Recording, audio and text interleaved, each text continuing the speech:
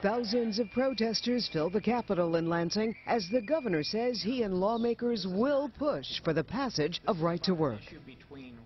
And breaking just into our newsroom, the House has just passed its version of right to work. Good evening. Governor Snyder says the measure will give people more freedom. But opponents disagree. Many of them union members just don't see it that way. Today they crowded the outside and the inside of the Capitol, filling 3 floors of the rotunda. Police arrested at least 8 protesters, had to use pepper spray on others. It got so bad they had to lock the building down. So what is at issue here? Well, if this right to work legislation is approved, say you're hired at a company where everyone is in the union, you would no longer be required to join. This proposal was introduced to the House today, and as we told you, it has passed. Business editor Rob Maloney is live in Lansing with these breaking developments. Rod? Devin, this is the bare-knuckle brawl that the governor was hoping to avoid. For the last 3 years, we've been asking him about it, and he kept saying it's not on his agenda. Well, it is now.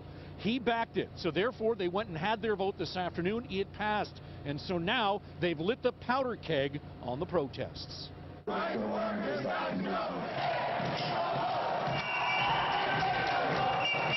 The scene inside the Michigan Capitol reminiscent of Wisconsin earlier this year, yet the protest much smaller deliberately, kept to only a few hundred angry union members. The Senate chamber doors protected by a crowd of state police now because earlier in the day, protesters stormed it with only 2 officers on guard. They broke out the pepper spray and 8 ended up arrested. State Police Inspector Gene Adamczyk said that he's concerned about the structural integrity of the Capitol building itself, along with we want to keep things safe. We will not have another Wisconsin in Michigan. People have a right to protest, but it will be done in an orderly manner. For his part, the governor says this is about many things, about attracting jobs to Michigan and worker freedom. It's giving workers the ability to choose. Do they belong to a union or not? And then encouraging unions to present the reasons why they should want to join a union. Of course, union workers believe it's the state reaching in their pockets. In instituting this right to work legislation, they're just trying to take working people and put them in a box and close the lid. They're trying to drive our wages down. They're trying to get rid of our benefits. And I think that that's because, well, I don't even know why. You'd have to ask them.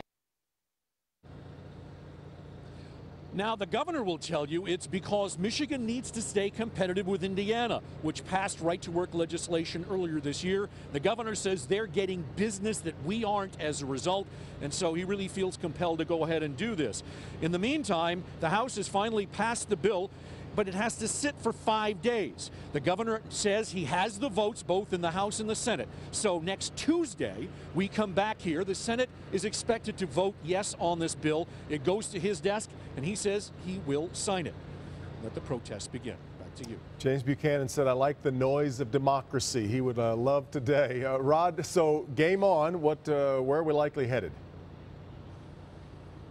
Well, you know, one of the things that I've been told we can expect is recalls, particularly for Republicans in heavily Democrat areas. One of the people I've heard could be in trouble, Randy Richardville, who was the Senate Majority Leader. Yeah. There are others that could have trouble as well with recall elections, but we could also see another ballot proposal that would undo this law. Let the voters decide. That will be the proclamation, and I think we can expect to see that, if not next November, the one after that for sure.